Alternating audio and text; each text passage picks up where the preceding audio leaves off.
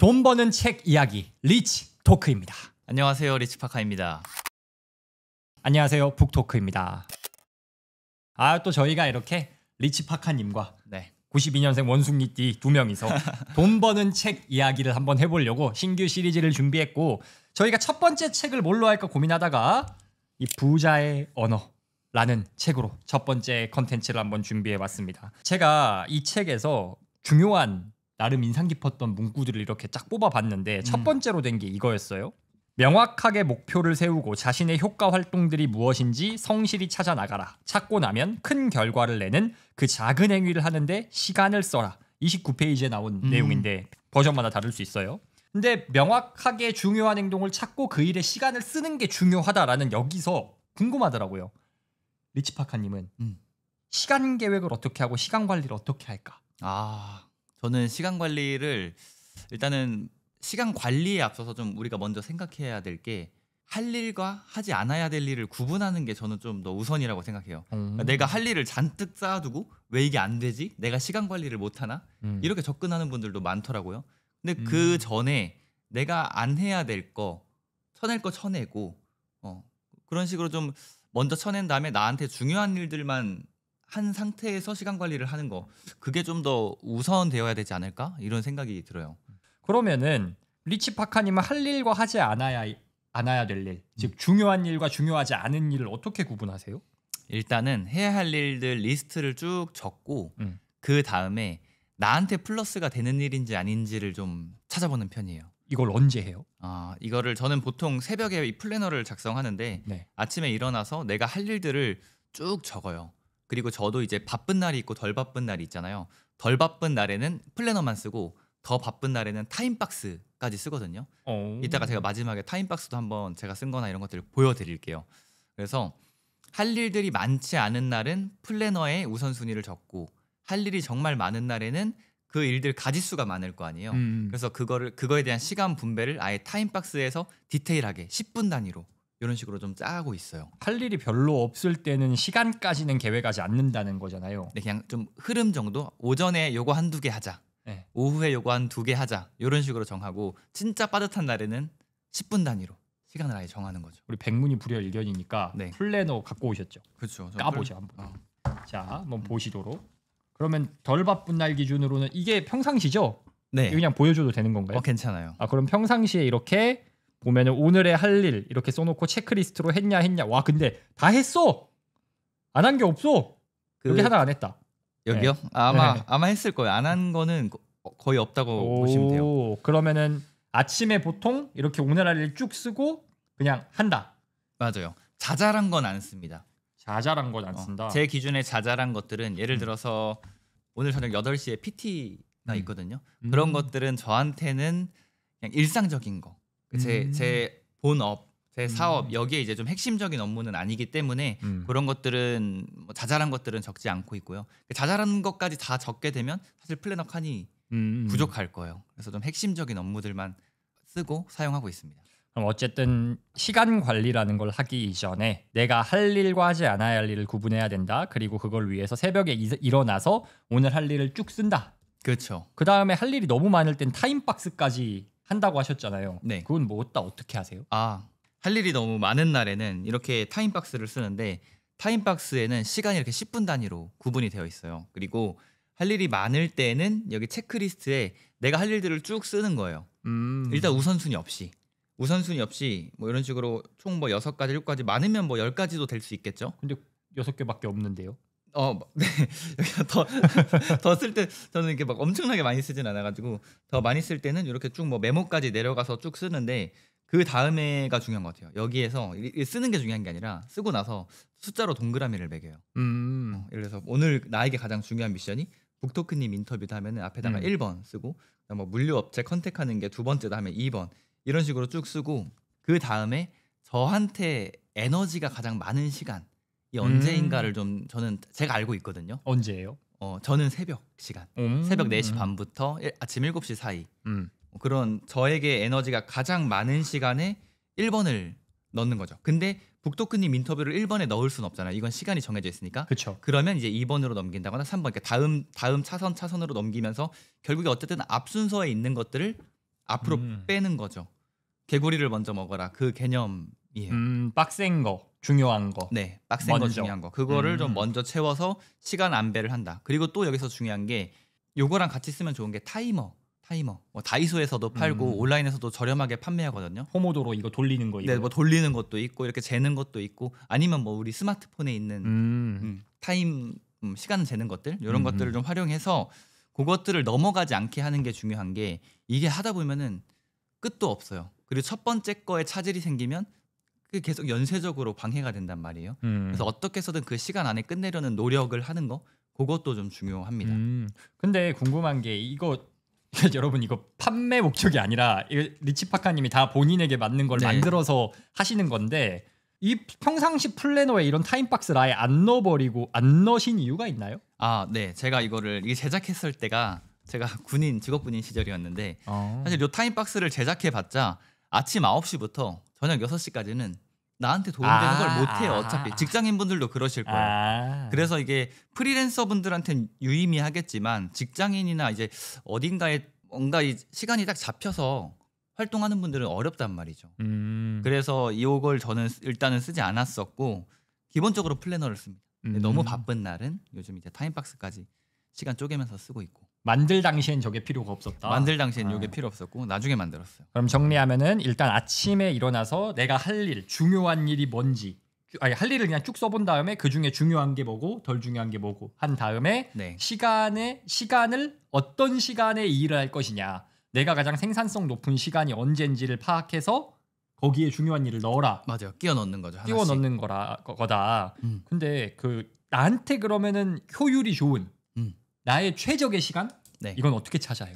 요거 사람마다 좀 다른데 이거 진짜 직접 실행해보는 수밖에 없어요. 그러니까 제가 새벽이라고 해서 북토크님께 새벽이 잘 맞으시진 않을 거란 말이죠. 그렇죠? 저마다 다 각자 루틴이 다르니까. 그래서 일단은 몇 가지를 좀 실행해봐서 되게 하다 보면 좀 깨달아요. 아, 내가 이때는 효율이 좋구나. 그리고 이때는 왜 이렇게 집중이 안 되지? 왜 이렇게 딴 생각이 들지? 저 같은 경우에는 저녁이 그래요. 뭐 제 친구들 같은 경우는 뭐 저녁에 집중이 잘 된다. 자기 직전에가 잘 된다. 이렇게 얘기를 하던데 저는 그때 되면 오히려 산만해져요. 그래서 이렇게 하다 보니까 좀 깨닫는. 북토크님도 그런 시간이 있으실 거 아니에요. 집중이 잘 되는 시간. 그렇긴 한데 이게 그게 있어요. 이거는 애가 없으시니까 나오는 속편한 이게 왜냐면 저도 보니까 원래 저도 유전적으로 그 유전자 검사 해보셨어요? 유전자 검사 안 해봤어요. 제가 예전에 내고왕이란 프로에서 그 유전자 검사 젠톡인가 뭐 이거를 내고를 해주는 거예요. 유전자 검사를 했어요. 근데 거기서 보니까 저는 제가 여태까지 아침형 인간인 줄 알았는데 저녁형 인간이래요. 유전자 검사에 그게 나와요? 네, 나와요. 별거 다 나와요. 탈모 가능성 이런 것도 나와요. 네. 저는 평생 아침형 인간인 줄 알고 아침에 열심히 살아야 한다라고 생각했는데 저녁형이래. 저녁이 더 집중이 잘 된대요. 그래서 저녁에 좀 더 해야겠구나라고 해서 조금 바꿔볼까 했는데 이게 다 와장창 된 게 애기 나오면서 이게 답이 없어요. 왜냐면은 내가 저녁형 인간이라고 어린이집이 저녁에 문을 열어주지 않아. 그렇죠. 그래서 그리고 또 직장인들 같은 경우에는 내가 저녁형 인간이라 저녁에 일할래요? 안녕. 그래 너 저녁에 혼자 일해 내보낼 거 아니에요. 그렇죠. 그러니까 이게 나에게 맞는 시간에 딱 그 시간에 집중할 수 있는 거는 굉장히 제가 생각할 때는 감사한 일이고 그렇죠. 누군가가 보기에는 호사스러운 일일 수 있다. 그래서 저는 보통 이거 어떻게 말씀드리냐면은 맞는 시간이 다른 거 맞아요. 그리고 나에게 최적에 있는 시간을 찾아야 되는 거 맞아. 근데 상당히 많은 분들은 어쩔 수 없이 아침에 일어나야 돼요. 그렇죠. 왜냐하면 방해받지 않을 수 있는 시간이 그때밖에 없어. 유일한 시간이죠. 네, 아니 왜냐하면 제가 애기 둘 대 보니까 저녁에 퇴근해서 내가 뭘 한다? 이거는 불가능. 애들 재우고 새벽에 내가 뭐 하면 할 수 있겠지만 그렇다고 해서 제가 새벽형 인간은 또 아니거든요. 저녁형 인간이지만은 뭐 또 12시, 11시, 12시 넘어가면 전 또 죽어요. 거기다가 내가 새벽에 하고 아침에 늦게까지 잘 수 있냐? 애가 일어나면 일어나야죠. 그렇죠. 그래서 본인에게 맞는 시간이 다른 거 맞는데 제가 생각할 때 내가 아직 뭐 직장이라거나 아니면 육아라던가 뭔가 제약이 있다면 또 이 아침형 저녁형 인간이 못 바꾸는 건 아니라고 하더라고요. 사는 습관에 따라 바꿀 수 있대. 그래서 아침에 어쩔 수 없이 좀 내가 자유를 얻기 전까진 그냥 일찍 일어나서 해라. 그런 분들이 되게 많아요. 어쩔 수 없다. 네, 그래서 육아하시는 분들은 결국 뭐 이 시간대 저 시간대 다 시도하고 해보다가 결국에 아침 맞아요. 찾더라고요. 어쩔 수가 없어. 선택지가 없어. 맞아요. 근데 어쨌든 그 집중할 수 있는 시간, 집중이 잘 되는 시간이건 확보할 수 있는 시간이건 이때 중요한 일을 넣어라. 시간 관리하는 게 저랑 되게 비슷하다는 생각이 드는 게 저도 뭐 하냐면은 저는 사실 베스트는 언제라고 생각하냐면은 그날 아침이 아니라 전날 저녁. 전날 저녁에 내일 나 뭐 해야 되지? 쭉 생각해 본 다음에 저도 이거 쓰거든요. 저는 이거 진짜 체크리스트 노트. 이런 쬐깐한 게 있어요. 다이어리도 별도로 쓰는데 오늘 안 갖고 와가지고 다이어리는 그냥 좀 뭐랄까요? 시간 계획도 세울 수 있고 좀 더 많은 내용을 쓸 수 있다면은 거기에는 그냥 저는 할 일을 다 적어요. 아까 연주님은 사소한 거 안 한다 했는데 저는 그냥 다 적거든요.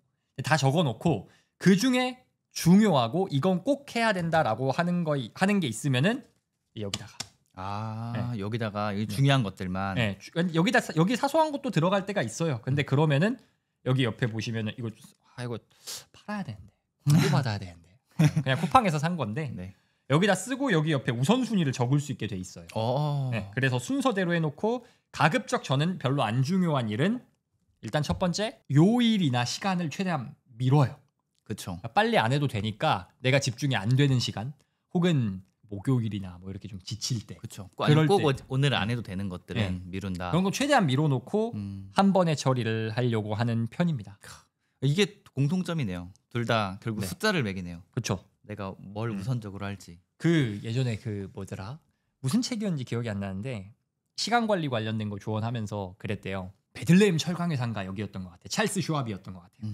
이 사람이 컨설턴트를 불렀대요. 컨설턴트한테 우리 회사의 업무를 어떻게 하면 향상시킬 수 있을지 기가 막힌 처방을 하나 해줘 봐라. 그랬더니 이 컨설턴트가 제가 그럼 컨설팅을 해드릴 테니까 비용은 나중에 이걸로 효과를 봤다고 느끼는 만큼 주십시오. 후불제네요. 후불제로.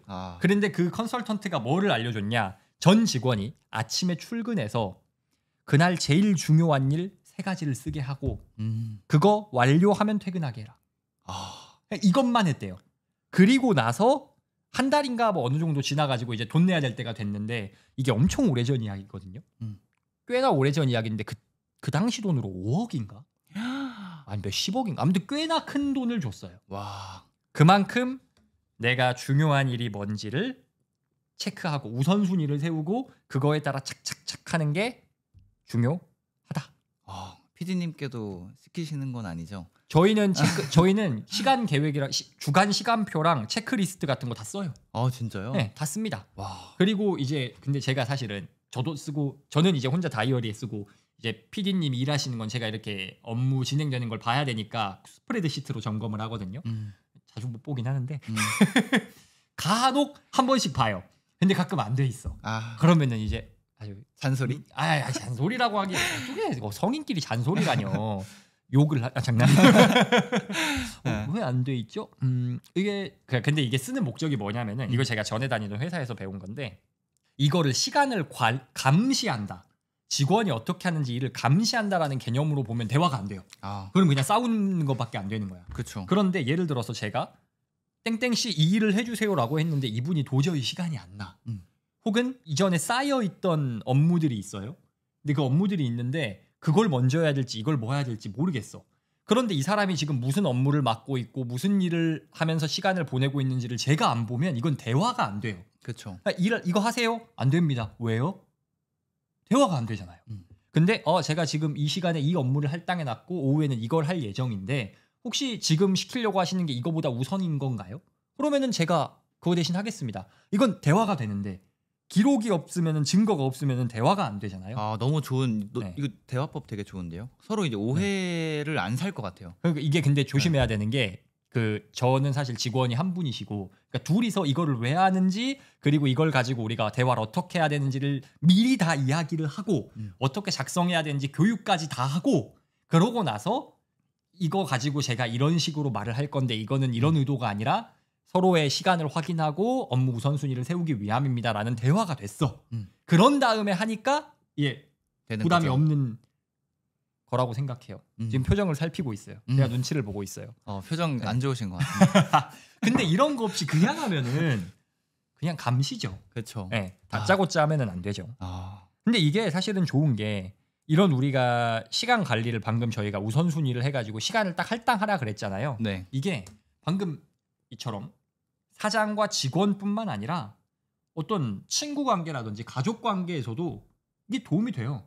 서로. 네, 왜냐면은 야 우리 모여야지라고 했는데 그냥 나 못 가, 나 바빠, 할 거 있어, 나 유튜브 해야 돼, 나 인스타 해야 돼, 나 책 읽어야 돼, 이렇게 하면 뭐라는 거야 하는데 시간을 딱 미리 잡아놓잖아요. 그럼 이거는 나와의 약속인 거야. 그럼 나와의 약속이면은 나 그때 약속 있어. 꼭 내가 누구랑 약속 있는지 말 안 해줘도 되잖아요. 그렇죠. 그럼 딱 시간표로 플랜으로 해서 야 여기 내가 차 있어. 만약에 근데 거기 뭐 책 읽기 이렇게 안 돼 있고 그냥 여기 고정돼 있다. 이런 식으로 하면은 그 대화가 되는 거잖아요. 그렇죠. 네. 그리고 거절할 명분이 되는 거고.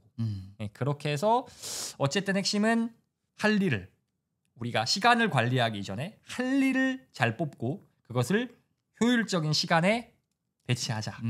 맞아요. 라는 겁니다. 그게 핵심이네요. 좋습니다. 그러면은 지금 시간 관리하실 때 네. 사용하는 게 이 플래너와 타임박스. 타임박스 그리고 아까 그 타이머. 네, 타이머.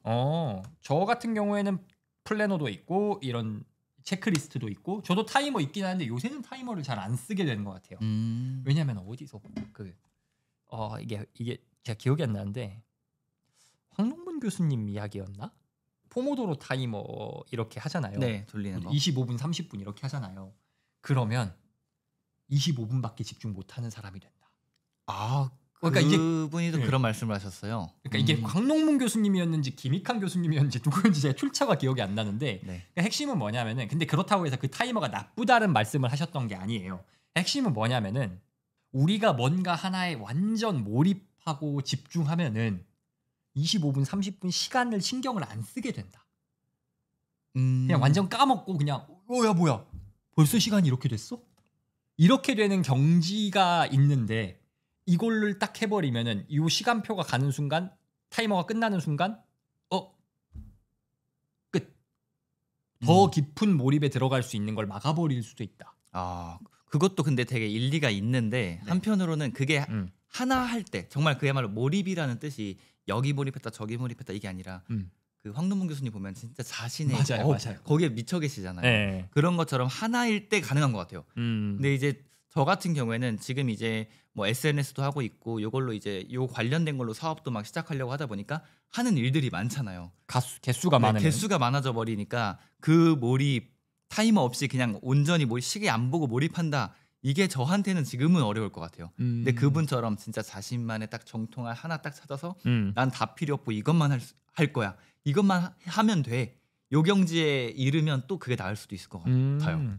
결국 본인이 어떤 일을 하냐. 그리고 또 저는 생각이 드는 게 한 가지에 내가 몰입할 수 있는 사람이 아닐 수 있어요. 그 사람이 요새 하도 도파민으로 MG의 뇌가 바사삭 돼가지고 못할 수 있거든요. 네. 그런 분들은 요거 돌리면서 좀 집중 훈련을 해야 돼요. 그렇죠. 저는 초보자분들은 좀 써보시면 좋을 것 같은 게 맞아요. 이게 집중력이 성인 뭐 연구마다 다 다른데 뭐 40분이라는 연구도 있고 50분이라는 연구도 있고 또 요즘은 이제 스마트폰 중독으로 인해서 그 시간 자체가 정말 많이 줄었대요. 근데 이제 그 타이머 없이 내가 뭔가 하려고 하면은 이거 하려다가 잠깐만 저것도 해야 돼 하고 세고 옆길로 계속 세거든요. 근데 타이머를 해놓으면 그치 내가 그래도 30분 동안은 요거 하기로 했지 요 생각 자체가 머릿속에 있으니까 세려다가도 20분 남았네 10분 남았네 5분 남았네 5분만 더 하고 이런 식으로 그래도 벗어나지 않는 그게 좀 가능한 것 같아요. 방금 딱 말씀해서 결국 이 책에서 방금 제가 아까 처음에 인용했던 명확하게 목표를 세우고 초점을 맞추라는 거죠. 그리고 찾고 나면 그 일을 목표를 세우고 그 목표를 달성하는 데 도움되는 행동을 정하면 그 행동을 내는데 시간을 써라. 초점을 정하고 이렇게 딱 관역을 정하고 쏴라. 그렇죠. 그러니까 뭐 시간을 짧게 하면은 어떻게 보면은 권총을 쏘는 느낌이고 몰입해서 하면은 바주카포를 한 방에 빵 쏘는 그런 느낌이 되겠네요. 그렇죠. 근데 그 역량이 개인마다 좀 많이 다르다. 네. 저는 마지막으로 좀 그 말을 하고 싶어요. 시간 관리를 잘하려면 오히려 이거에 너무 강박을 가지면 안 되는 거예요. 맞아요. 저도 완전 공감. 이게 왜 그러냐면은 인간이 기본적으로 우리가 특히 시간 관리를 처음 해야겠다. 예를 들어 시간 관리를 원래 완벽하게 잘하고 플래너도 잘 쓰고 할 일 잘하고 계시던 분들은 원래 잘해요. 맞아요. 근데 이걸 해야지라고 관심 갖는 사람은 원래 못하던 사람이잖아. 그러면은 강박을 가지면은 실패하고 기분이 나빠. 뭔가 자존감이 떨어져요. 그래서 뭔가 막 나 계획한 대로 다 해야지 못할 수도 있지. 뭐 하나에 집중하다 보면은 좀 그 뒤에 짜잘했던 거 못할 수도 있지. 그렇죠. 네. 근데 또 이러면 너무 안 하게 되려나요? 근데 그 강박을 안 갖는 거가 좀 중요한 것 같긴 해요. 왜냐면은 이게 꼭 뭐 무조건 이 시간 관리를 해서 이렇게 착착착착 해야지 이게 잘 맞는 분들이 있지만, 그러니까 J랑 P랑 이게 좀 갈리잖아요. J인 분들은 그걸 하면서 오히려 선순환이야.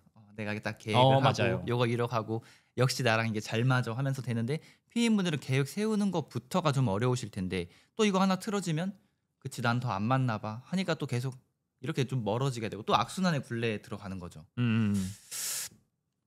그래서 제가 느끼기에 그 타임박스 있잖아요. 네. 요거는 내가 J다 하면 바로 해도 상관이 없는데, P들은 일단 다 모르겠고, P는 아침에 할 일 3개만 적어요. 아침에 오늘 할 일 중에 제일 중요한 거 3개에서 막 5개 넘으면 안 돼. 그거 적는 것만 해도 진짜 생산성이랑 효율이 완전히 달라진다. 그렇죠. 라는 말씀을 드리고 싶습니다. 이게 할 일이 3가지가 넘어가면, 가지수를 줄이라고 강조하는 분들도 되게 많잖아요. 할 일이 3가지가 넘어가면 아무것도 안 하겠다는 말과 같다, 이렇게까지 얘기하시는 분도 계세요. 그러니까 하루에 메인으로 해야 할 일을 방금 말씀하신 대로 3개, 정말 많으면 5개? 5개도 많아. 솔직히 그렇죠. 원띵 이런 거 보면 하나. 맞아요. 3개만 해도 많이 하는 겁니다. 맞아요. 그렇게 체크리스트를 먼저 쓰는 게, 우선순위를 세우는 게 사실은 시간 관리를 어떻게 하는지보다 제일 중요하다. 그렇죠. 자기 개발하고 열심히 하는데 오히려 번아웃 왔다, 혹은 막 난 좀 더 무기력해진 것 같다, 이런 분들도 많으신데 그 이유가 뭘까요? 이게 실제로 코로나 이후에 자기 개발 붐이 막 이렇게 했잖아요. 엄청 불었죠. 그때 사람들이 진짜 열심히 살았는데 그 열심히 살고 나 이제 못하겠다. 혹은 분명 열심히 사는데 우울해. 네. 행복하지가 않아. 이런 분들이 진짜 많거든요. 그래서 저도 왜 그럴까? 저도 사실 그런 사람이었고 왜 그런가를 생각해봤더니 방금 제가 말한 왜 그런가? 이 왜를 생각 안 하고 해서 그래요. 이유는 생각 안 하고 네. 뭘 할지만 너무 생각했다. 예를 들어서 유튜브를 봐. 찬물 샤워를 하래. 왜 해야 되죠? 찬물 샤워 왜 해야 돼요? 정신 깨기 위해서. 근데 찬물 샤워. 네. 근데 그 하는 사람들이 진짜 막상 그거에 대한 고민은 안 하고 이 사람이 하래. 오케이 해봐야지. 라고 받아들이는 것 같아요. 찬물 샤워 그냥 별 생각 없이 하면 진짜 기분 나빠요.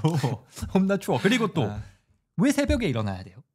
특히 미라클 모닝이 전 대표적이라고 생각하는데 새벽에 일어나래. 그래서 일어났어.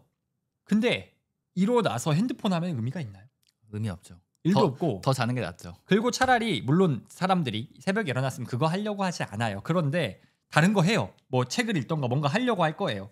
그런데 아침에 일찍 일어나야 하는 이유는 저희가 전편에서도 이야기했지만 그때가 보통 대부분의 사람들이 방해받지 않을 수 있는 유일한 시간이기 때문이에요. 그러면은 방해받지 않는 시간에 온전히 내 에너지를 쓸 수 있는 시간에 가장 생산적인 일을 해야 될 거 아니에요? 그렇죠. 근데 비교적 덜 생산적인 일, 오후에도 되고 저녁에도 되고 그런 일들을 해요. 그러면은 그리고 하루를 보냅니다. 그리고 오후가 되고 저녁이 돼요. 중요한 일이 남았어. 그럼 해야 될 거 아니에요. 그럼 하다 보니까 늦게 자. 그런데 다음날 일찍 일어나야 돼. 그럼 수면이 줄어요. 그럼 수면이 줄면서 점점 피곤해지니까 아씨 이거 왜 하는 거지? 이런 생각이 드는 거죠. 그러니까 그렇게 해서 일단 하라니까 근데 사람들이 바로 포기하진 않아. 하라니까 그래도 며칠은 해봐야지. 또 3일로 안 끝나지. 뭐 일주일은 해봐야지라고 미라클 모닝을 해. 근데 그냥 피곤해지기밖에 안 하고 인생이 안 달라지는 거예요. 그리고 달라지지 않는 이유는 원래 당연히 뭘 우리가 열심히 하면은 결과가 바로 나오지 않잖아요. 그렇죠. 결과는 한참 있다가 나와요. 진짜 한참. 저는 한 1000시간은 해야 된다고 생각해요. 1000시간이면은 며칠이에요? 이거 제가 24시간이니까. 이 얘기를 왜 하냐면 저도 이게 자기 개발을 해도 변화가 없을 때가 있었고 변화가 있을 때가 있었을 거 아니에요. 근데 제가 완전히 자기 개발에 몰입을 했을 때 보면 하루에 한 7시간 했거든요. 근데 한 5개월 걸리더라고요. 대략 계산해 보니까 그게 1000시간이고 하루에 한 4시간 한다라고 하면 한 250일 걸리는 거고 하루 3시간 한다라고 하면 한 330일 거의 1년 걸리는 거고 그런 식으로 한 1000시간 정도는 해봐야 변화가 되는데 그 중간 과정에서 나 왜 이렇게 변화가 안 일어나지? 라고 좌절하는 경우도 되게 많은 것 같아요. 저도 느꼈었고. 맞아요. 근데 아무튼 뭔가 그 왜 하는지를 모르고 하면은 그러니까 미라클 모닝은 미라클 모닝 자체가 뭔가 막 인생을 바꿔주는 도구가 아니잖아요. 그럼 그냥 아침에 일찍 일어나는 것뿐이야. 이름을 미라클이라고 붙여놔서 그렇죠. 그렇죠. 중요한 건 일어나서 뭘 하느냐고. 그 뭘 하는 게 책을 읽는 것이든 운동을 하는 것이든 그거의 결과가 나오려면 말씀해 주신 대로 1000시간 뭐 그리고 전문가 되려면 1만 시간이어야 된다 하잖아요. 네. 아니, 그렇게 시간이 필요한데 그냥 그거 하면 내가 뭔가 바뀔 것 같고 유튜브 보면은 그거 해서 인생 바뀌었다고 막 극찬을 하니까 잘못된 기대를 갖는 거죠. 잘못된 기대. 네. 찬물 샤워한다고 바로 천재가 되지 않아. 그렇죠. 찬물 샤워하면 추워. 감기 걸려요. 감기 걸려요. 저 같은 사람 감기 걸려요. 아니 그리고 찬물 샤워하는 게 아침에 그 도파민을 이렇게 서서히 끌어올리는 그런 그게 있잖아요. 그럼 도파민이 끌어오르기만 하면 돼. 아침에 에너지만 나면 돼요. 그거 10초만 해도 되긴 하거든요. 근데 찬물 샤워의 끝판왕들은 그런 영상들 나와요. 30분 해라. 1시간 해라. 막 욕조에 얼음 붓던데. 욕조에 얼음 붓고 박재범이 한다니까. 네. 그걸 붓고 자기도 따라하면 나도 박재범이 되겠지. 안 된다니까. 내가 익숙치 않고 심지어 내가 지금 컨디션이 안 좋아. 그러면 하지 말아야죠. 근데 왜 하는지도 모르고 자신의 상태를 모르는 상태에서 좋다는 습관만 따라하니까 저는 이게 문제다. 그렇죠. 네. 근데 이왜 Y 없이 받아들이면 길게 못 가고 맞아요. 방금 말씀하신 대로 결국 문제가 생겨요. 결국 Y에 봉착해. 며칠 하다가도 뭐 한 3일, 길면 일주일 정도 하다가 왜 하지? 그렇죠. 그러다가 안 해야겠다. 네. 그런 현타가 오니까 분명 열심히 살았는데 자기 개발 열심히 했는데 뭔가 무기력해지고 번아웃이 오고 이러다고 저는 생각을 하고 그 대표적인 열심히 했는데 피해를 낳은 습관이 미라클 모닝이 있지 않나 라는 생각이 드는데 혹시 미라클 모닝 말고 다른 이런 뭔가 폐해 있는 습관 폐해가 있는 습관. 네, 뭔가 잘 모르고 하면 폐해 있는 습관 혹시 연주님 떠오르는 거 있으세요? 저는 긍정 확언도 잘못하면 피해가 된다고 생각해요. 왜요? 왜냐면 긍정 확언이라고 하면은 그러니까 굉장히 나의 자존감을 높여주고 좀 더 에너지 있게 살아가게 해주고 하잖아요. 근데 내가 통제할 수 없는 영역에 대해서 긍정 확언을 하는 분들이 있어요. 어떤 거죠? 예를 들어서 오늘 그러니까 뭐 좋은 일이 일어날 거다 이런 건 조금 러프하게 접근할 수 있잖아요. 근데 나는 오늘 특정 이 일이 일어날 것이다. 내가 통제할 수 없는 영역. 나는 계약을 딴다. 그렇죠. 그러니까 더 많이 나아가면은 나는 뭐 복권에 당첨된다. 이런 식으로 그러니까 내가 할 수 있는 선에서 확언을 한다거나 아니면 조금 러프한 선에서 확언을 해야 되는데 특정 이게 될 거야라고 이거 확언이 아니라 어떻게 보면은 뭐라고 표현을 해야 될까요? 자칫 잘못하면 객기일 수도 있어요. 내가 전혀 통제할 수 없는 영역이 무조건 일어난다. 그러니까 이건 긍정 확언이 아니라 소설이죠. 그렇죠. 소설일 수 있죠. 긍정 확언 이야기가 나와서 저는 그런 것 같아요. 긍정 확언이라는 게 사실 저희의 어떤 그 머리에 긍정적인 마인드나 할 수 있다는 자신감을 심어주기 위함인데 이 할 수 있다가 인생이 술술 풀린다. 인생이 막 뭘 하든 성공한다. 이게 아니라고 보거든요. 저는 오히려 뭐라고 생각하냐면은 문제가 생길 건데 그 문제를 나는 이겨낼 수 있어. 이거를 긍정 확언으로 만들어 가야 된다. 받아들일 건 받아들이고. 네. 부자의 언어에 어떤 말이 나오냐면은 쉬운 삶을 기원하지 마라. 강한 사람이 되길 기원하라. 자신의 힘으로 감당할 수 있는 일을 기원하지 마라. 일을 감당할 힘을 기원하라. 그러니까 긍정 확언을 이걸 취지를 잘못 이해하면은 할 수 있어. 내 인생은 술술 풀리고 잘 될 거야. 이거는 쉬운 삶을 바라는 거잖아요. 나쁜 일 하나도 없을 거야. 좋은 것만 다 생길 거야. 그쵸. 이렇게 생각하는 거. 행복하세요. 근데 그게 아니잖아요. 그렇죠. 그게 아니죠. 살면서 분명히 문제가 생길 거야. 그럼 차라리 긍정 확언을 어떻게 해야 되냐. 오늘도 분명히 누군가는 나에게 싸가지 없게 대할 거고 오늘도 분명히 나는 거절할 거고 오늘도 분명히 나에게 지랄을 하겠지만 그럼에도 불구하고 나는 흔들리지 않아. 그렇죠. 그럼에도 불구하고 나는 웃을 거야. 그럼에도 불구하고 나는 내가 계획한 일을 할 거야. 이게 긍정 확언의 참 역할이라고 생각을 하는데 그걸 모르고 그냥 잘 될 거라고 생각하면 막 주문해 오는 것밖에 더 되지 않나. 그렇죠. 네. 그러니까 이게 내가 통제할 수 있는 영역인 것 같아요. 북토크님이 말씀하신 건 확언으로 내가 통제할 수 있는 영역, 내 마인드에 대한 거잖아요. 안 좋은 일이 생길지언정 나는 이렇게 생각하겠다, 이렇게 행동하겠다라고 내가 할 수 있는 영역에 대해서 얘기하는 거고, 그게 아닌 뭐 나는 복권에 당첨될 거야, 오늘 내 앞에 뭐 금이 떨어질 거야, 이런 것들은 전혀 내 통제할 수 있는 영역이 아니다 보니까 그걸 해서 잘못된 이거 말해도 안 되네 이렇게 생각하는 분들이 있는 것 같아요. 그럼 어쨌든 지금 저희가 이야기하는 게 뭔가 왜 하는지를 모르고 그냥 표면적인 습관만 따라하면 안 된다라는 건데, 그러면 일단 리치파카님은 이유를 명확하게 알고 실천하고 있는 자기계발 습관 이런 게 뭐가 있을까요? 뭐 하고 계세요? 저는 미라클 모닝, 아니 저 새벽 기상이라고 표현을 해야 되는데 네. 이 새벽 기상도 저에게는 Y가 있어요. 그러니까 제가 이게 이 새벽 기상 하는 거에 대해서 나 오늘 아침에 일찍 일어났으니까 굉장히 뭐 성공했네, 오늘도 잘 됐네, 이거는 그 새벽 기상 자체, 그러니까 표면적인 행동에만 집중하는 거거든요. 거기에 집중할 게 아니라 이 새벽 기상을 통해서 내가 어떤 방향으로 나아갈 건지, 이게 중요한 것 같아요. 그러니까 모든 이 자기 개발이 그 노력 자체에 집중을 하면 안 되고 노력의 방향에 대해서 좀 생각을 해야 되거든요. 그러니까 새벽 기상 자체, 나 일찍 일어나니까 아주 대단한 사람이야, 이게 아니라 새벽에 일어나서 뭘 하고 어느 방향으로 나아갈지. 그래서 저는 새벽 기상 한다고 해서 뿌듯한 게 아니라 새벽에 내가 원하는 꿈을 이루기 위해서 책을 읽고 그거에 관련된 실행을 하나 하고 이런 것들에 대해서 뿌듯함을 느끼는 거거든요. 그러면 아까 어디로 나아갈지를 알아야 된다 했잖아요. 네. 그럼 그 새벽 기상과 독서와 새벽에 하는 모든 행위는 리치파카님 입장에선 어디로 나아가는 행위인가요?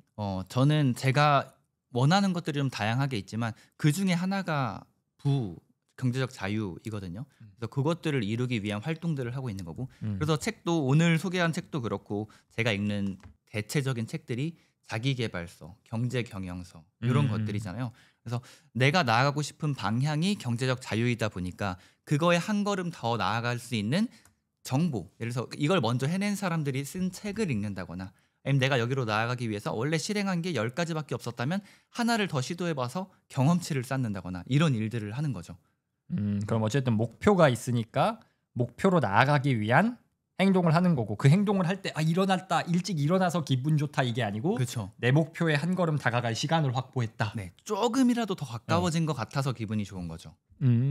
좋습니다. 그럼 새벽 기상 말고는 뭐 하세요? 긍정학원 안 하세요? 긍정학원도 하죠. 긍정학원 뭐 하세요? 학원도 매일매일 쓰고 있고, 네. 학원, 저는 이제 제 습관에 대해서 좀 뭐 고정적인 습관은 방금 이렇게 새벽에 일어나는 거, 그다음 새벽에 일어나서 하는 것들이 대표적으로는 명상, 네. 그리고 감사일기 쓰는 거, 네. 그리고 학원 쓰는 거. 요 세 가지는 일단 기본적으로 하는 거고, 그 다음에는 이제 뭐 독서를 할 때도 있고요. 아니면 기획을 할 때도 있고요. 그리고 뭔가 글을 쓸 때도 있고, 그 다음은 좀 뭐 그때 그날 이렇게 좀 다릅니다. 저는 방금 말씀하신 것 중에 뭐랄까, 예전엔 다 했거든요. 예전에는 새벽에 일어나서 뭐 명상도 하고 뭐도 하고 했는데 명상하다 자꾸 자는 거예요. 명상하다가 명상이 그거잖아. 호흡에 집중하는 게 많잖아요. 그래서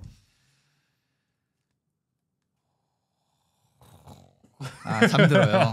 자주. 그래서 특히 요새는 애 있고 해가지고 아침에 눈 뜨면 스트레칭하고 운동하고 그리고 씻고 그쯤 되면은 애가 일어나요. 아침에 운동은 얼마나 하세요? 간단하게. 저 한 30분 정도밖에 안 해요. 30분 정도. 30분 정도 달리거나 비 오면 실내 자전거 타거나 아니면 헬스장 가서 30분이면 뭐 많이 못 해요.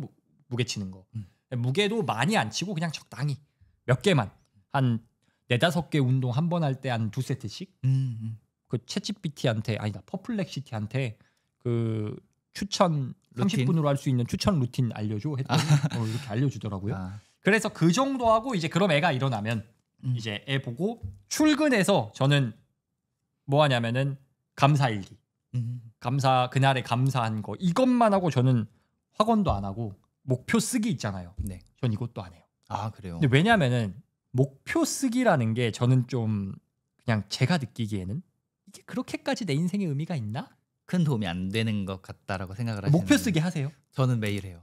뭘 쓰세요? 무슨 목표 쓰세요? 저는 뭐 보통 1년 단위 목표 쓰고 있는데 지금 같은 경우에는 제가 요즘 집중하는 거는 원래 인스타그램이 메인이었잖아요. 요즘은 유튜브를 조금 더 열심히 하거든요. 유튜브 구독자, 제가 원하는 지의 구독자로 가는 거, 그 다음에 수익, 매출적인 거. 그래서 구독자와 매출 요 두 가지 목표를 요즘 매일 쓰고 있어요. 그러면 이거 목표 이야기가 나와서 그 목표에 관련돼서 의견이 자기계발서에서 되게 많거든요.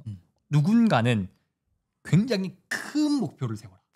막 10배, 100배 엄청나게 큰 목표를 세워라 파가 있고, 그랜드 카돈파. 그랜드 카돈파가 있고 네. 또 어떤 파는 그 목표에 매몰되면 안 된다. 현실적으로. 그렇죠. 보통 왜냐하면 목표라는 건 뭐 수치로 표현될 때가 많잖아요. 맞아요. 목표를 그렇게 추구하는 게 아니라 삶의 목적과 방향성을, 가치를 추구해야 된다, 이런 쪽 파가 있어요.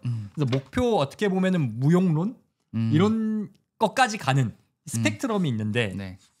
저는 살짝 목표보다는 목적에 집중해야 된다 파거든요. 그러니까 왜냐하면 목표 자체가 완전 나쁘다 이거보다도 이 목표라는 게 필연적으로 좋은 목표는 그 스마트 목표라고, 측정 가능해야 되고 달성 가능해야 되고 맞아요. 현실적이어야 되고 막 이렇게 하다 보면은 필연적으로 숫자로 쓰여지는 느낌이 좀 있어요.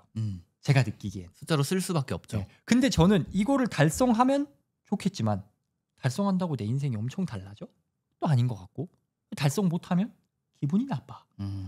그래서 그거보다는 뭔가 방향성, 내가 어떤 사람으로 살아갈 거라는 목적을 두는 게 맞지 않나라는 저의 주인데 어떻게 생각하시는지.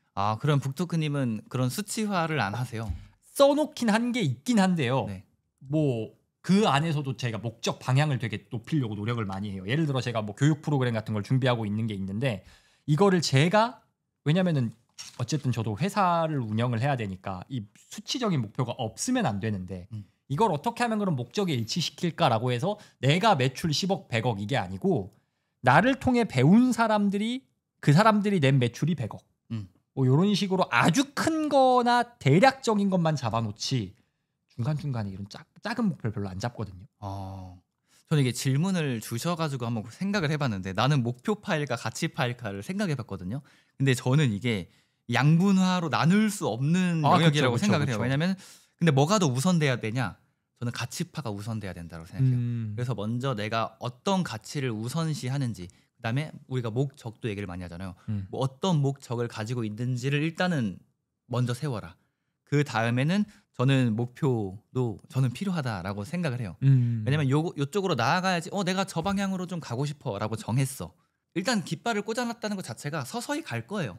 서서히 갈 건데 그래도 어느 정도 시간은 유한하고 이 목표를 조금 더 빠르게 이루는 게 좀 좋지 않을까 생각은 하거든요. 왜냐면 젊은 나이에 그거를 이루고 누리는 것도 또 하나의 뭔가 행복이자 좀 뜨겁게 한번 도전해 보는 거, 이것도 저는 매력적인 행동이라고 봐서 목표도 정한다. 목표도 그래서 정하는 편이고, 북토크님은 수치화는 조금 뭐 많이 하진 않는다라고 하셨는데 저는 굉장히 많이 하는 편이에요.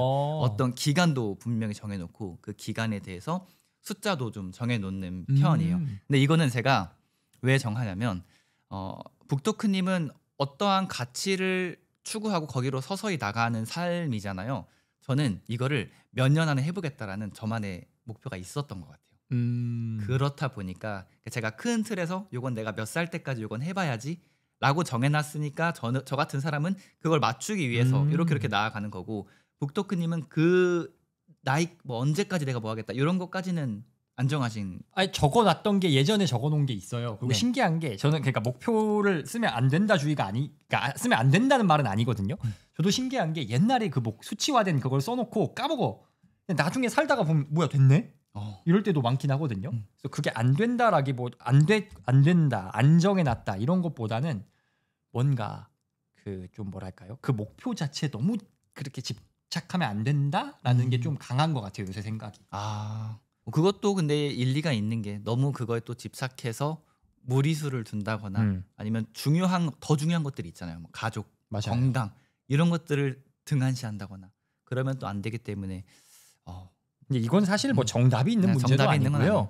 제가 뭐 목적을 좀 더 중시 여긴다고 해서 제가 뭐 엄청 착한 사람 뭐 이런 것도 아니고, 목표가 있어야지 무조건 일이 되고 저는 일이 안 될 거다 뭐 이런 것도 아니고 스펙트럼이에요. 맞아요. 누가 어디에 좀 더 집중을 하냐 못하냐 뭐 그런 거지. 그래서 여러분 각자가 어떤 자기 개발을 하실 때 핵심은 뭐 목표를 세우든 새벽 기상을 하든 명상을 하든 뭘 하건 내가 이거 왜 하냐, 그건 너무 네. 중요해요. 내가 이거 왜 하냐?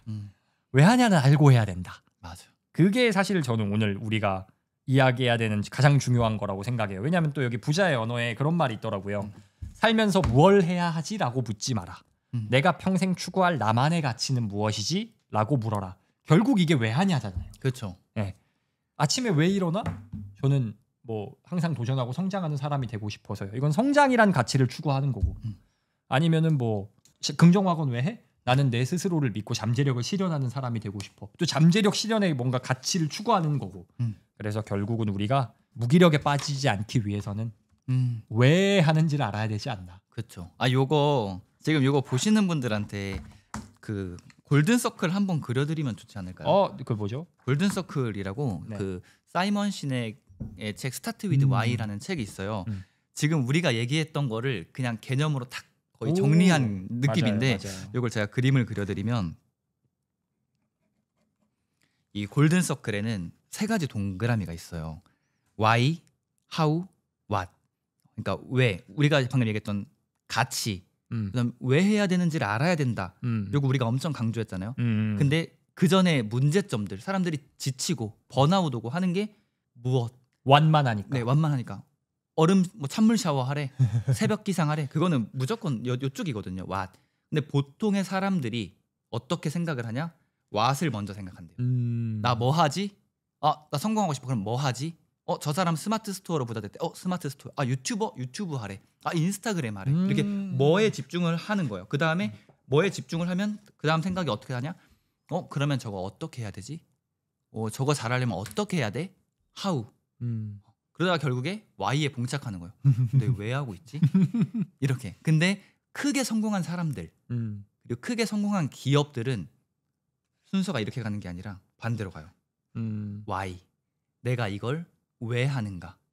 이걸 왜 하는가? 그 가치, 방금 말한 그런 대의 명분을 먼저 생각하고 그 다음에 How 어떻게 하지? 그러면 내가 이거 해야겠다. 그러니까 흔들림 없이 가는 거예요. 저는 그 부분에 살짝 첨언이라기보단 반박하고 싶은 게 잘 네. 되는 분들 중에서도 왓으로 시작한 분들이 있거든요. 근데 그분들도 결국에는 그러니까 1년의 과정이에요. 뭐 하지? 일단 열심히 하다가 어떻게 하면 잘하지? 잘해줬어. 역시 근데 이거 왜 하지? 이 생각이 들었을 때 왜 하지가 중요하구나, Why가 중요하구나라고 다시 다 잡아서 다시 순서를 바꿔서 잘 되는 분들도 많아요. 그렇죠. 중간에라도 찾으면 그 이후에는 흔들림이 없는 거죠. 근데 사실 Why를 찾아야 Why를 먼저 하는 게 정말 편하거든요. 왜냐하면 이것도 사실 이 골든 서클이 해보셔서 아시겠지만 SNS 잘하는데도 이게 딱 적용되거든요. 이 계정을 왜 키우는지. 그렇죠. 왜냐면은 자 예를 들어서 왓을 해요. 유튜브 해야 된다. 그러면 유튜브 하다 보면은 유튜브에 영상 만들어야지 그냥 해. 근데 하다 보니까 어떻게 하면 잘 될까? 그러면은 조회수 잘 나오는 거 쫓아가거든요. 근데 그렇게 조회수 잘 나오는 거 쫓아가다 보면 조회수 잘 나와. 채널이 커. 근데 나중에 그 채널이 뭐 하는 채널인지 알 수가 없어요. 그리고 그 채널에서 뭘 판다거나 광고를 해야겠다? 안 돼. 왜냐면은 중구난방이니까. 그런데 Y에서 시작하신 분들이 있거든요. Y에서 예를 들어서 나는 명확한 사업체가 있다. 나는 예를 들어서 뭐 렌탈 스튜디오를 운영해. 그래서 이 스튜디오를 잘 키우는 게 나의 목적이야. 이건 아주 짧은 피상적인 Y지만 자 그러면은 내 스튜디오를 어떻게 알릴까? 유튜브를 해볼까? 그럼 유튜브에서는 어떻게 뭐 해야 영상이 잘 될까? 이걸로 나가면은 나중에 결론을 컨텐츠를 만들어진 걸 다 보면은 사람들이 렌탈 스튜디오를 예약하게 돼. 근데 이걸 안 해놓고 반대로 오면은 나 뭐야? 어떻게 해야 되지? 네. 그렇게 되더라고요. 그래서 기본적으로 여러분이 이 영상을 보시는 분들이 뭐 무슨 습관을 하시건 뭔 고민을 하고 계시건 왜 그렇죠. 그걸 제일 먼저 생각해 보셨으면 좋겠습니다. 리치파카님은 그 있잖아요. 너무 거창한 습관 말고 거창하게 막 잘 되기 위해 하는 행동 말고 진짜 사소한데 야 이게 생각보다 내가 성과를 내는데 정말 도움되더라. 이런 거 혹시 없으세요? 걷는 거. 걷기, 산책. 근데 이거를 이 부자의 언어 요 책에서 기가 막힌 문장으로 요 근거 저를 좀 이렇게 내가 생각한 이 걷기라는 습관이 정말 좋았는데 나만 이렇게 좋다고 생각한 게 아니라 이 책에서 혹은 이 전에 현자들도 이렇게 생각을 했구나. 문장을 한번 제가 읽으면 이거는 프리드리히 니체가 한 말인데 진정으로 위대한 생각은 걸으면서 떠오른다. 어떤 생각이 걸으면서 떠오른 게 아니라면 절대 그것을 믿지 마라. 이렇게 얘기를 했어요. 그래서 요 문장도 좋았고 바로 또 옆에 로마 정치인 세네카가 한 말인데 야외에서 걸어야 한다. 그래야 공기를 쐬고 깊이 숨을 들이쉬면서 마음이 풍성해지고 새로워진다. 그래서 저는 이 새로워진다. 요게 이제 제가 방금 이 습관이 실제로 도움이 됐냐고 물어보시는 거잖아요. 근데 이 걷기를 하다 보면 이전에 못했던 생각들이 불현듯 스쳐요. 그리고 걷는 것과 거의 비슷한 개념인 것 같긴 한데 드라이브 할 때, 차 타고 운전하면서 그러니까 평소에 이 책상에서 혹은 노트북 앞에서는 들지 않았던 그런 생각들이 걸으면서 드라이브 할 땐 떠오르더라고요. 맞아요. 이게 또 일단은 그렇게 자연 속에서 특히 또 걸으면은 뭔가 그 뇌파도 이완되고 그래서 창의적인 생각도 잘 떠오른다고 하더라고요. 맞아요. 그리고 또 인간이 기본적으로 옛날부터 많이 움직이던 존재니까 맞아요. 많이 움직여야지 뭐 생존에 필요한 방향으로 막 작동한다 그러다고요. 그래서 저는 뭐 해놨냐면은 사무실에 그 스탠딩 데스크에 놓고 네. 그 밑에 워킹 패드를 깔았어요. 걸으면서 일하는 러닝머신 같은 거. 근데 그 속도가 그냥 시속 1km, 1.5km 해놓고 그럼 엄청 느리거든요. 한 요 정도 속도? 요 정도? 그래가지고 그 정도로 걷는데 훨씬 나아요. 그럼 걸으면서 일하세요? 네. 아니 물론 뭘 써야 될 때는 이제 잠깐 멈추고 오. 그리고 이제 뭐 타자를 쳐야 된다거나 아니면 다른 거 할 때는 그냥 걸으면서 하는데 괜찮습니다. 이거 저 완전 강추템. 오. 제가 스레드에도 썼는데 뭐라 했냐면 제가 돈지랄 같은데 완전 만족한 소비. 여기에 스탠딩 데스크랑 그 워킹 패드를 적어놨거든요. 근데 걸으면서 일하면은 진짜 괜찮은데 근데 사실 여기서 니체가 말한 거는 나가서 걸으라는 거죠. 그렇죠. 자연에서. 네, 그때는 러닝머신이 없으니까. 걷기. 근데 이 걷기도 말씀하신 대로 자연에서 걷는 거를 저는 더 추천하는 게 맞아요. 실제 제 불현듯 스친 아이디어들이 자연에서 나왔어요. 자연에서 걸을 때, 캠핑장에서 걸을 때 제가 판매하는 이런 뭐 제품들 중에서 제일 뭐 스테디 제품이라고 해야 되나? 독서 노트가 있는데 그 독서 노트를 어디서 생각했냐? 캠핑장에서 생각했고 제 책 부자들의 서재 그 제목 있잖아요. 그것도 캠핑장에서 떠올린 거예요. 여기 집에서 일할 때 혹은 사무실에서 일할 때는 안 떠올랐어요. 몇 날 며칠을 돈 벌려면 캠핑을 가야겠네. 그렇죠. 캠핑 가서 이렇게 뭐 자연에서 좀 뭐 걷기도 하고 바람도 쐬고 하다 보면은 평소에 하지 못했던 생각들이 떠오르게 되고 근데 그 이유가 평소에 우리가 회사를 가던 아니면 본인 사업을 하든 만나는 사람 만나고 정해진 장소 가고 출근 루트도 똑같고 그러니까 모든 상황이 거의 비슷하잖아요. 만나시는 분들도 거의 비슷하실 거고. 그렇죠. 근데 이제 캠핑을 간다거나 아니면 산책을 한다거나 새로운 곳에 가면은 그냥 환경도 다르고 눈에 보이는 뭐 간판도 다르고 만나는 사람도 다르고 다 달라지다 보니까 생각도 달라지는 것 같아요. 그래서 평소에 하지 못했던 생각들을 떠올릴 수 있는 거죠. 저 그거 본 것 같아요. 그 낯선 길을 걸어라. 낯선 길을 걸어라. 낯선 길을 걸으면은 이제 그 새로운 길을 찾으려고 뇌가 그 팽팽팽팽 돈다는 거예요. 이게 또 뭐랄까 새로운 아이디어로 이어질 때도 있고 근데 또 다른 의견도 있긴 해요. 그럼 길 찾느라 머리를 못 쓴다. 뭐 이렇게 의견도 있긴 한데 아무튼 자연에서 걷는 건 진짜 좋은 것 같아요. 그렇죠. 좋습니다. 그럼 북토크님께 도움이 됐던 사소한 습관은 뭐 있어요? 저는 감사하기. 이게 이 책에서도 이렇게 나오는데 뭐라고 돼 있냐면 389페이지 이게 9버전이거든요. 저는. 근데 페이지 똑같아요. 보니까. 똑같아요? 네. 저는 389페이지에 게임에서 승리하기 위해서는 오직 하루하루 승리해야만 한다. 하루를 승리하기 위해서는 웃어라. 하루를 승리하기 위해서는 감사하라. 하루를 승리하기 위해서는 목적을 가지고 시간을 써라. 흥미가 이끌리는 곳으로 가라. 내면의 지혜는 언제나 진실하다. 뭐 이런 말이 있는데 이 중에서 저는 하루를 승리하기 위해서는 감사하라. 여기에 꽂혔거든요. 왜 그러냐면은 최인철 교수님이 쓰신 프레임이라는 책이 있는데 인간은 모두 프레임을 가지고 세상을 본다는 거예요. 우리 어릴 때 보면 그거 해보셨죠? 셀로판지 안경. 네. 그 저희 어릴 때 그 단어장 있잖아요. 맞아요. 단어장에 빨간색 이거 해보셨죠? 네. 그런 게 있는데 뭐냐면은 빨간색 셀로판지를 대면은 세상이 다 빨간색으로 보여. 그리고 빨간색 글씨는 안 보여버리고요. 애당초 빨간색 글씨로 적힌 것들은 이런 식으로 어떤 셀로판지를 눈에 끼냐에 따라서 보이는 게 다 보이는 거예요. 보이는 것만 보이는 거예요. 그런데 감사를 해야 되는 이유는 감사를 해야 감사할 게 보이더라고요. 근데 이게 사소한 행동이 저희가 주제잖아요. 감사라는 게 뭐 대단한 게 아니고 저는 그냥 아침에 오늘 감사한 일 하고 몇 개 써요. 한 5개, 6개. 진짜 별거 아니거든요. 아이가 잘 일어나서 밥 잘 먹고 어린이집 간 거. 그리고 요새 날씨 좋으니까 날씨가 너무 좋아서 자전거 타고 출근할 수 있던 것. 뭐 이런 거라던가 아니면은 점심에 제가 샐러드 시켜 먹거든요. 샐러드 배송해가지고 오면은 그러니까 올 거니까 그냥 뭐 일용할 양식이 있는 것.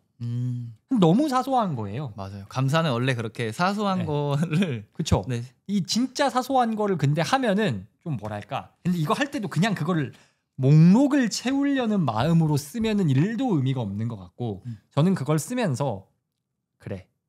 이렇게 감사한 게 많아. 감사할 거에 집중하자. 감사할 거에 집중하자.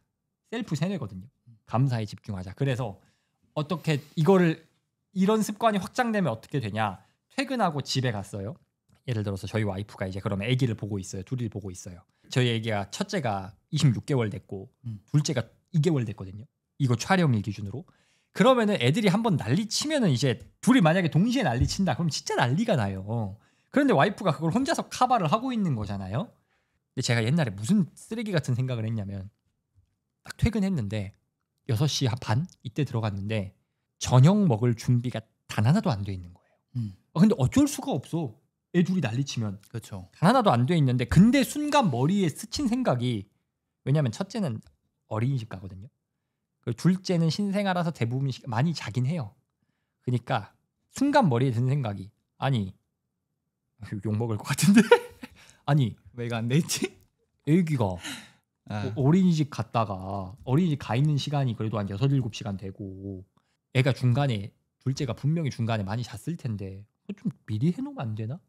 이런 생각이 순간 확 들었는데 잠깐 들었는데 정말 제가 잘했던 건 거기서 말을 안 한 거. 큰일 날 뻔했다. 큰일 날 뻔했죠. 아니 좀 이렇게 했는데 딱 그냥 가만히 한 30분 정도 그 애 둘이 난리치고 있는 상황을 저도 들어가서 겪으니까 이건 못한다.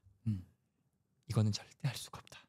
한 명만 난리쳐도 한 명이 붙어야 되는데 그래서 그때 제가 사실은 감사하는 습관을 꽤 오래 하다가 안 하다가 그 경험을 딱 하고 잠깐만 내가 이거는 사실은 얼마나 감사한 일이에요. 그렇죠. 와이프가 애 둘을 커버를 해주고 있으니까 제가 방금까지 나가서 일하고 들어올 수 있었던 거 아니에요. 근데 거기서 제가 감사하다는 걸 생각을 안 하고 있으니까 거기서 감히 말도 안 되는 싸가지 없는 말을 뱉을 뻔한 거잖아요. 그래서 순간 등골이 오싹했어요. 나 이거 뱉었으면 3일간 말 못했다 와이프랑. 크게 혼나죠. 그래서 그때 감사해야겠다. 그때 마침 또 그런 책을 읽었어요. 그래서 정말 다행이다 하고 그날 저녁에 고마워. 덕분에 내가 오늘 하루 종일 열심히 일하고 올 수 있었어. 표현을 또 그건 입 밖으로 꺼냈죠. 당연히 해야죠. 당연히. 잘하셨네요. 원래 사람은 가산점 받을 수 있는 건 말을 해야 되고 맞아요. 감점 받을 수 있을 것 같은 데는 입을 닫아야 돼요. 조용히 하고 있어야죠. 아무튼 그래서 고마워. 우리 애기들 저희 와이프가 되게 긍정적이라 우리 애들 긍정적으로 웃으면서 잘 크게 이렇게 봐줘서 너무 고마워.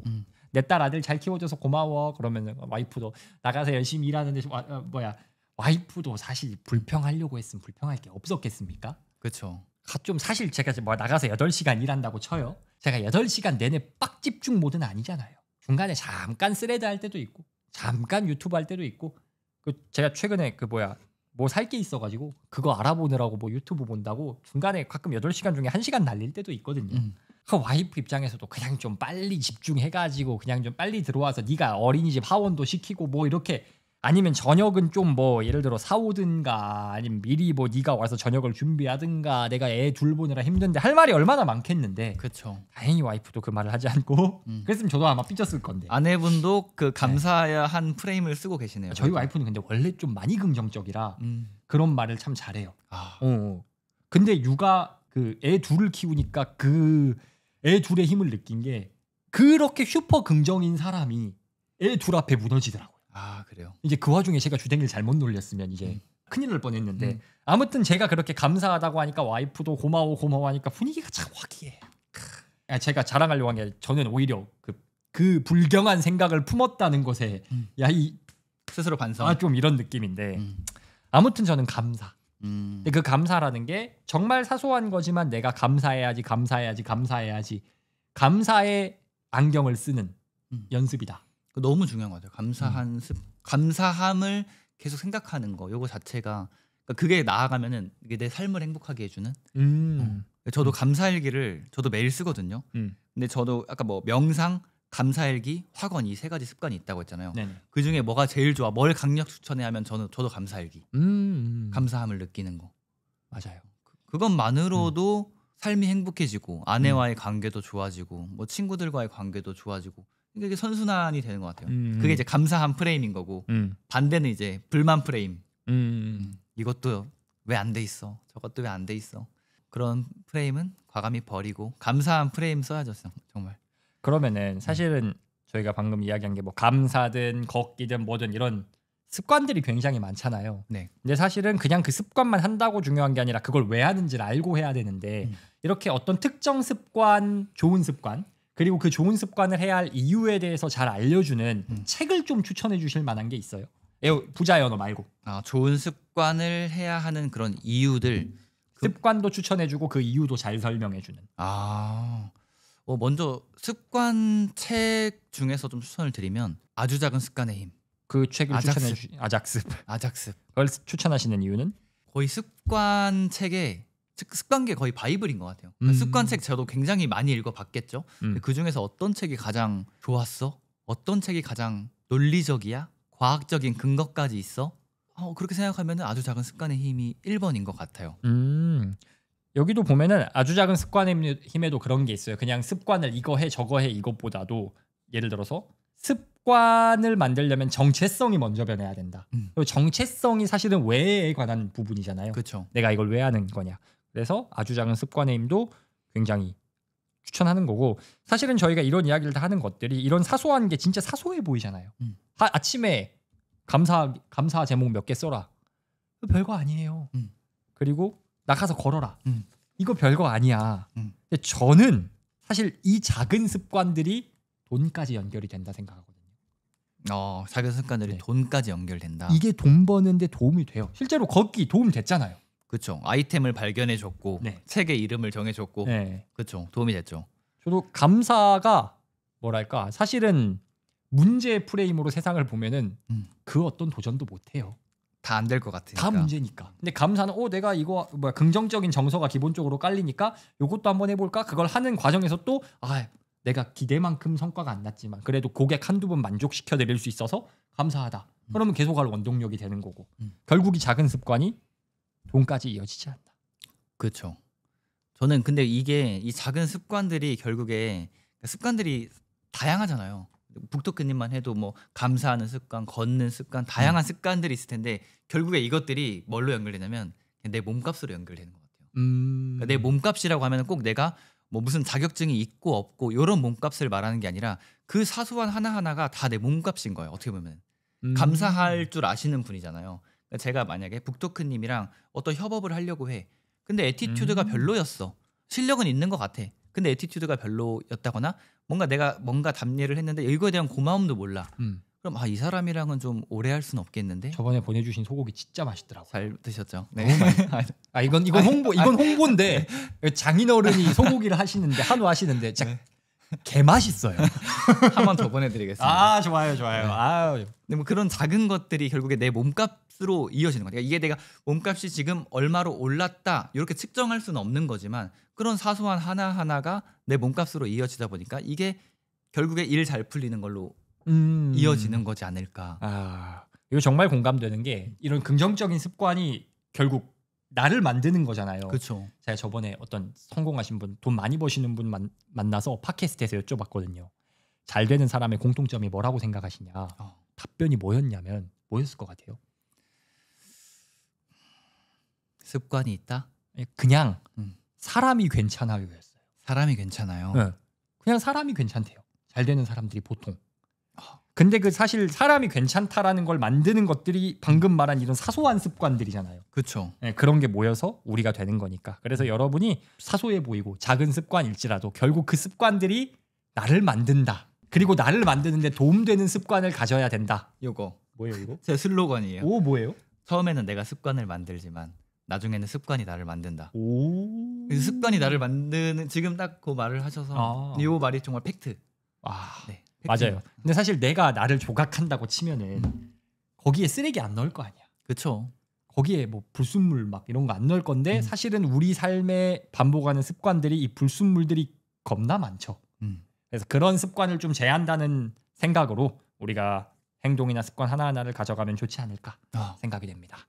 그러면은 혹시 리치파카님은 주변 본인 말고 주변에 좀 잘 되는 분들 꽤 있잖아요. 그쵸. 혹은 책에서 읽은 분들 있고 그런 분들이 습관적으로 이렇게 좀 사소해 보이지만 이런 행동이나 이런 생각의 습관을 가지고 있더라. 이런 거 있나요? 먼저 시간 블로킹을 잘해요. 블로킹이라는 게 이 막는 거.